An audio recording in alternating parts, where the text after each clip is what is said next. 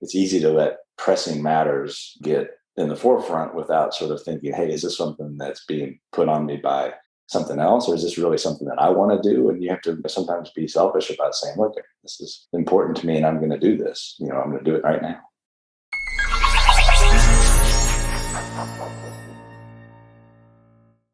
Hello, and thank you for joining us on Docworking, the Whole Physician Podcast. I'm Jill Farmer, one of the co-hosts of the podcast and one of the lead coaches over at Docworking.com. And I'm really excited today to be joined by Dr. Michael Webb. He is a neurosurgeon from Austin, Texas. But today we're not talking about neurosurgery, so to speak. We're going to be talking about fatherhood, a role that Michael has had for now coming up on just about 18 years. And I want to talk a little bit about that because I know with my other male physician clients, Michael, one of the things I hear is that the thing that they didn't realize before they got into this role as father, that there has to be some intentionality about making time for that important role as it blends into the other obligations and responsibilities that come with the work of being a neurosurgeon.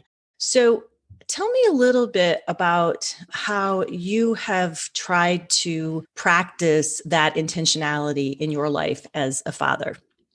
Well, that's a great question. Yeah, I think it's something that I always wanted to do. I mean, I always wanted to be a good father, and I always enjoyed spending time with our son from the time that I met him. But you're right. I mean, it's so easy for this kind of job, and not just neurosurgery, but I think any kind of physician, it's just easy to let the obligations of that lifestyle kind of get ahead of you. And so I think it's just a matter of you have to be able to make that choice to do father thing, to do that kind of stuff when you get home. There's planning involved, just knowing that when you get home, you're going to do this or that. And then there's, just doing it, I suppose. I mean, it's really more of a choice, I think, to do it. Yeah. And I think you've hit on something really, really important when I talk to physicians, both moms and dads, but particularly dads, that there was kind of a presumption when they were growing up that you didn't have to plan time to be with your kids. Dad was just there and it just happened kind of organically. And it's just this thing that you do once you have a kid, that the time needed to be with them and to parent them just kind of organically shows up. And I think what I'm hearing from a lot of young dads, especially, is they're discovering that everything else can squeeze out that time. And if you don't actually, it sounds crazy to some people, but actually plan, as you said, when you're going to spend that time, how you're going to prioritize it and what you do, before you know it, years have gone by and work has never slowed down. The responsibilities have never quieted down. Have you observed that in colleagues and in other fathers, or have you noticed that you had to really be nitty-gritty about planning that time specifically as well? Yes, I think I've noticed it all around. I mean, especially with myself.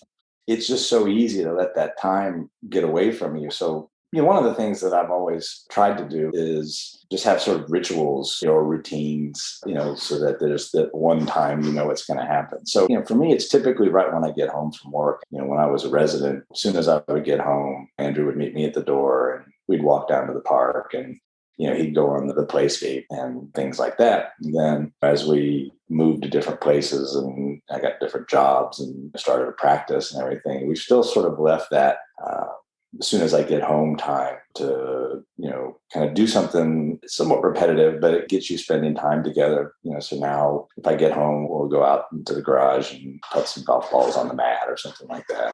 So I think having that routine, so that no matter how you feel when you get home, okay, this is the time where I do this, and then you go do it. So I think that's probably for me one of the more important ways to get that done. But yeah, I think you notice that all over the place. It's easy to let pressing matters get in the forefront without sort of thinking, hey, is this something that's being put on me by something else, or is this really something that I want to do? And you have to sometimes be selfish about saying, look, this is important to me and I'm going to do this. I'm going to do it right now. Yeah. So that leads us to another question, which is boundaries, right? Because the system, right, picking on the big system of the business of the medical system, doesn't write physicians a prescription to say, hey, we want you to really feel balanced and feel like you have enough time with your kids. So what's your advice for physicians and maybe younger physicians, younger dads who are trying to be successful in their jobs, right? They want to be successful and also feel like they are valuing their role as fathers in a way that will feel good to them down the line. Yeah, that's such an important concept. It's a great question. I think one of the first steps is realizing just what you touched on, that the system, it's a machine. It's there. It has its own life that it needs to get done. And it's an interesting time in medicine. I think it seems like medicine is kind of crossing sort of the threshold between being a profession or something that you live and more of a job that you do. And I think in part it's the machine that's kind of causing that. I think you just sort of have to recognize that organized healthcare, the machine doesn't really care if you're spending time with your kids. What it wants to do is have you treat patients and generate RVUs and, not get in trouble. And, you have to realize that they're not going to do that for you. I think you kind of have to sort of take responsibility for what you want to do and just make time to have that happen, realizing that you're not going to make everybody happy. And I think it kind of goes back to what we're talking about with choice. At some point you have to sort of choose what it is you want to be really good at. And that's hard because you want to do everything. Right? You get a job at a place like Harvard and you want to be a great doctor and you want to be a great academician, you want to write good papers, and, that all takes time and it's hard to do everything. So it really comes down to sort of making choices about what you prioritize and then realizing that, I don't remember where I heard this, but you can sort of do anything you want, but you can't do everything you want, so you just have to figure out what it is you really want to do and then focus on that. And I think you also have to take that second step to say the things that seem like they're the most important things that you need to get done aren't always the most important things that you need to get done right then. And I think you have to sort of realize 5-10 years down the road, what the results would be of not spending time with my kid. You kind of have a longer view that it would be rewarding to have done these little things, even though today it doesn't feel like it's that big a deal. A whole day's worth of 5 years from now is going to be a big deal. That's something that's be very rewarding. Yeah, I like that. The two really important key, I think, takeaways from what you just said. And one is when you're in the thick of it, sometimes this false presumption that people have, particularly not too long after training, I think, where it's like somehow somebody from the outside is going to take care of making sure everything gets worked out and tells you how to do it. And so it gets worked out. And it's kind of taking the reins back, putting yourself in the driver's seat of really what your priorities, what your values are, what matters most to you. And sometimes those aren't totally aligned with what matters to the machine. And so that can be uncomfortable, but it's not impossible. And that's the thing I try to remind people. So I think that's huge. And then also, I think that the reframing technique of pulling back and saying, is this going to matter in 10 minutes, 10 months, 10 years, to give yourself that perspective can really be clarifying in situations where it feels like you're kind of stuck or feeling pulled in multiple directions. So that's a really good piece of information, piece of advice that you gave. So how do you make time for doing things that are not work, that you enjoy, hobbies or interests or activities, and not feel like, oh, I should be spending more time as a dad? How do you fit that into your life and balance some of that in with the other responsibilities? Well, I think the first thing, and I've really only come to this over the last, I think, few years. I used to be very scattered about my interests. There's a lot of things that I find interesting, and there's a lot of things that I was trying to do, and I was trying to write computer programs, and I was trying to, make these little microcontroller things, and I was trying to play golf and tennis and hike and stuff like that. And I think at some point you realize, well, okay, and I'm going to have to pick some things that I like, but I can't do all these things, because you end up not being particularly good, and you end up spending so much time kind of catching yourself back up, So I think that the first thing that I did was just sort of pick a couple things that I really found interesting and just sort of focused on those two things, for myself. And then with that, then what I try to do is work my son into one of those things. Like, for instance, he likes to go out and golf. And I'm sure it sounds very stereotypical to golf, but, it's fun. It's outside and it's relaxing and it's something that he likes to do. So I try to work him into that. So not only am I taking care of myself, but it's also something that he and I are, sort of peripherally together with. And then he understands then if it's, say, Sunday and I want to go play by myself, he sort of realizes, well, that's not that unusual, that he would want to do that. So I think it's been more sort of prioritizing my hobbies into sort of a couple different things, basically two, and then trying to work him in a little bit to one of them so that we're spending a little bit of time together, but it's also something that I can do by myself. It doesn't seem, unusual to do that.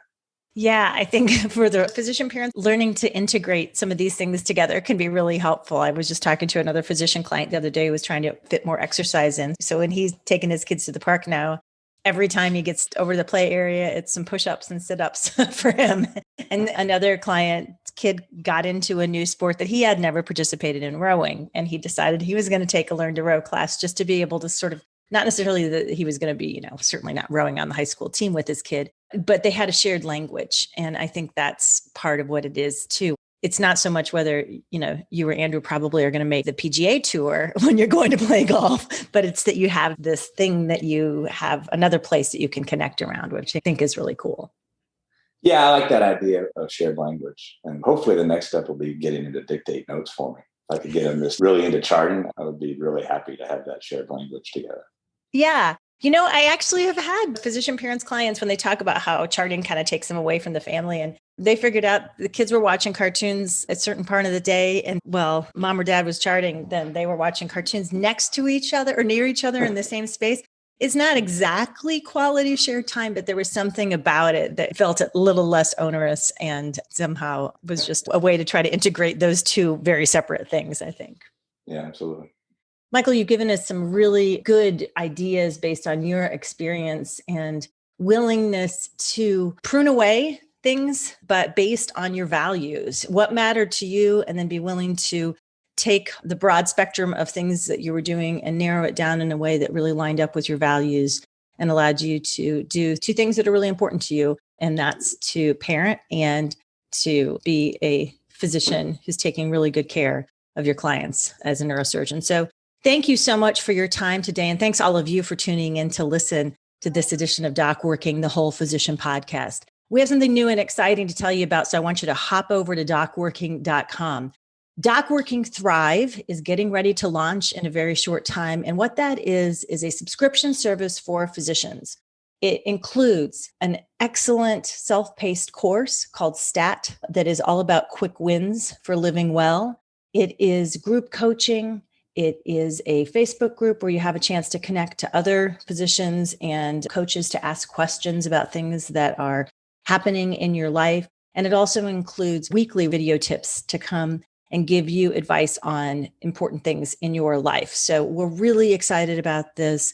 The price is almost too good to be true. It's so good. And I really think it's going to be a fabulous support network for physicians. So we hope you hop on over, check out Docworking Thrive today. And until next time, we'll see you on Docworking, the Whole Physician Podcast.